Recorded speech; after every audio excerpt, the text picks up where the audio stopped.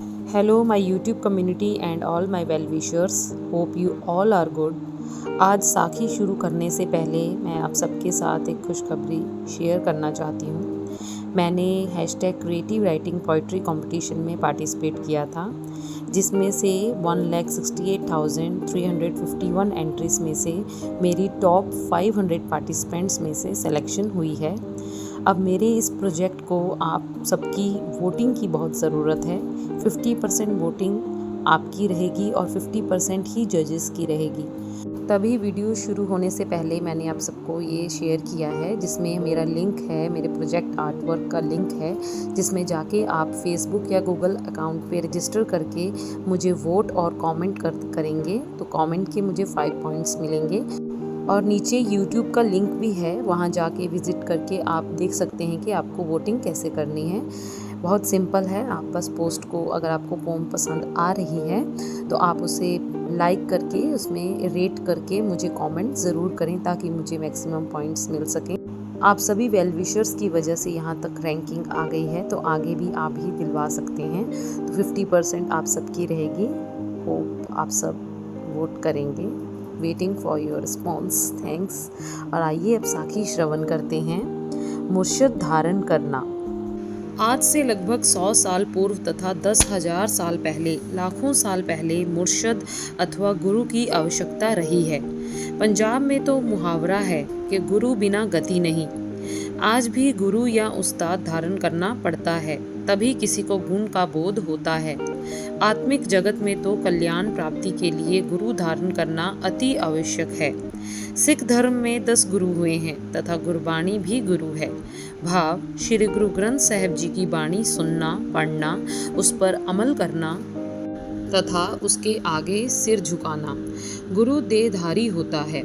आज सिख धर्म में देहधारी गुरु की कोई मान्यता नहीं है। बाबा फरीद जी मुर्शद की तलाश के लिए बार में से चल पड़े तथा अजमेर पहुँचे। उस समय अजमेर में सूफी फ़कीर बड़ी करनी वाले थे। उनका नाम चिश्ती साहिब था।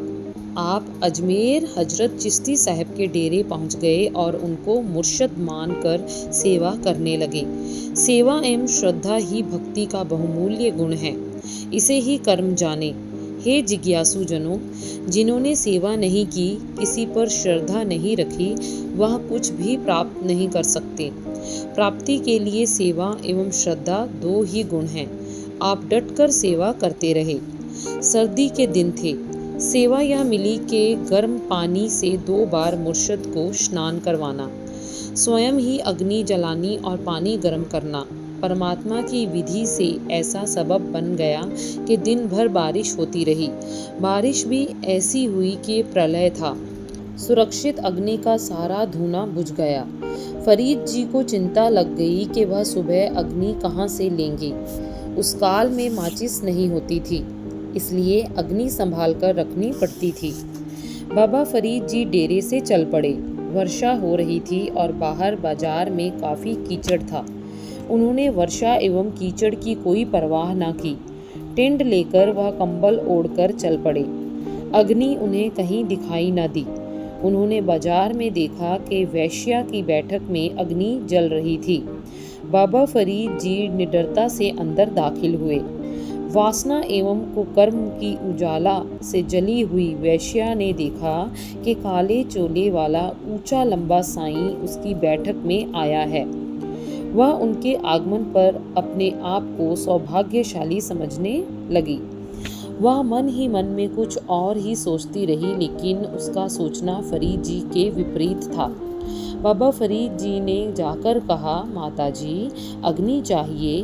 खुदा की रजा से इस समय बारिश हो रही है। वली मुर्शद चिश्ती जी का धुआं इस समय ठंडा हो गया है। प्रातःकाल अग्नि की आवश्यकता है। यदि अग्नि ना मिली तो स्नान कैसे होगा और चिश्ती जी खुदा की बंदगी कैसे करेंगे। इसलिए यह जरूरी है कि अग्नि मिल जाए। कृपा कीजिए। यह वचन सुनकर बदकिस्मत और कुकर्मी वैश्या हंस पड़ी। वह बोली, पीर जी के धुने के लिए अग्नि की आवश्यकता है। यह तो ठीक है, लेकिन मुझे भी आवश्यकता है। बाबा फरीद जी ने कहा, माता जी, आपको किस चीज़ की आवश्यकता है? वैश्या ने कहा, साईं जी मुझे आपकी आवश्यकता है। बाबा फरीद जी ने कहा, आपको मेरी आवश्यकता क्यों है? वैश्या ने कहा, आपका बदन बहुत सुंदर है, आपकी आंखें मुझे बहुत प्यारी लगी हैं, एक शर्त पर आग मिल सकती है। बाबा फरीद जी बोले, किस शर्त पर? वैश्या ने कहा, अपने शरीर का कोई अंग मुझे दे दो, और नहीं तो एक आंख की पुतली देनी पड़ेगी। बाबा फरीद जी ने कहा, आंखें ले जाइए। माता जी, मुझे कोई इनकार नहीं, लेकिन अग्नि अवश्य मिल जाए। इतिहास में लिखा है कि बाबा फरीद जी की आंख वैश्या निकालने को तैयार हो गई। उसने तेज चाकू लिया और आंख पर लगाया, लेकिन उसका हौसला ना पड़ा। उसे धक्का लगा और पीछे गिर गई, लेकिन फरीद जी की आंख पर घाव हो गया। वैश्या ने कपड़ा फाड़ कर आंख पर पट्टी बांध दी और फरीद जी को अग्नि दे दी। वैश्या का हृदय थर थर कांपने लग गया। उसने फरीद जी से अपनी भूल की क्षमा मांगी, तब उसके जीवन में परिवर्तन आया। बाबा फरीद जी आग टिंड में डालकर डेरे लौट आए।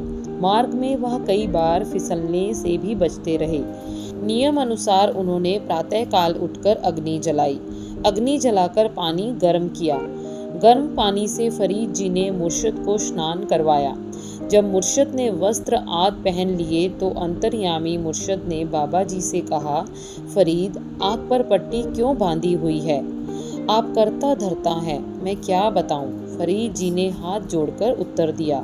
वह झूठ बोलना नहीं चाहते थे और सत्य कहने से झिझक रहे थे। पट्टी खोल दो, मुर्शिद ने हुक्म दिया। फरीद जी ने पट्टी खोली तो आँख पर कोई घाव नहीं था। घाव मिल गया था और आँख ज्यों की त्यों ही थी। मुर्शिद ने वचन किया, फरीद, तुम्हारी सेवा प्रवान हुई, तुम्हारी तपस्या पूर्ण हुई, अहंकार मत करना। जाओ, रिद्धियां सिद्धियां सारी बरकतें आपके हाथ रहेंगी।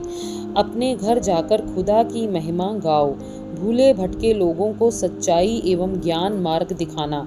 दुखियों के दुखों को नाश करो। हजरत चिश्ती साहब प्रसन्नता पूर्वक वर देते गए और बाबा फरीद जी उनके चरण पकड़कर श्रवण करते हुए कृतार्थ हो गए। मुर्शिद ने सेवा, त्याग एवं श्रद्धा के फल स्वरूप बाबा फरीद जी को सब अजमतें बख्श दी। सब अजमतें प्राप्त करके फरीद जी अपने मुर्शिद के चरणों पर नमस्कार करते हुए पाकपटन आ गए। अगली साखी पाकपटन में उपदेश और गद्दी जल्द ही आप सबको श्रवण करवाएंगे।